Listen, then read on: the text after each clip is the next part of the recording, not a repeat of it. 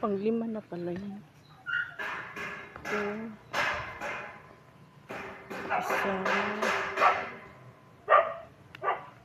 Dalawa.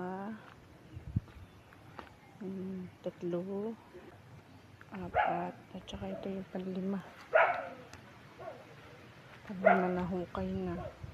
Kural na kasi yung anim. Ikambakan lang ng lupa. Pagdating sa gitna niyan, puro kural yun. Ito mga sulid. Yan. Mga ganyan yung sulid na kural yan. Yan sila. Sagot. Kasi hindi pwede yun, ba? Yung malaking barang, alam matitipag yung masusukat. Pag yun ang ginamit, mawawakwak yung gilid. Hindi tulad niya, masusundan niya. Pag ano yung barang malakas, isang pasilin pa ba? Pag di masusundan. Kasi babaw lang yung maliit na bara. Parang ang linya, pansukat ng linya, hindi siya matibag. Kita mo kudrado siya. Pagka ano, hindi na kudrado pag ginamitan ng malaki. Malaking bara. Nawawakwak. Kaya hirap naman paulit-ulit talaga ng sukat. Hindi tulad dito, sundan mo na lang yung kanal na hinukay ko. Yung sa isa unang hinukay mo, ganyan din unang ginamit mo, maliit. Hindi. Malaking baril, tingnan lang naman yung ano. Buti ko sikwat ako ng sikwat. Eh, natatak mas malaking kural. Kita mo pila lupa, puro kural, di ba? Kita mo ito kunti lang. Yun ang marami, malaki pa. Halos hindi pa pusa.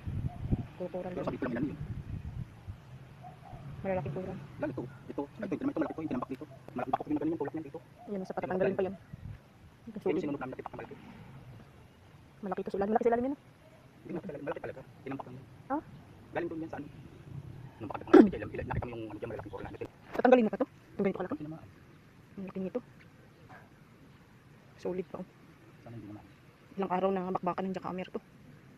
Puro makural dito na area. Dati kasi itong dagat.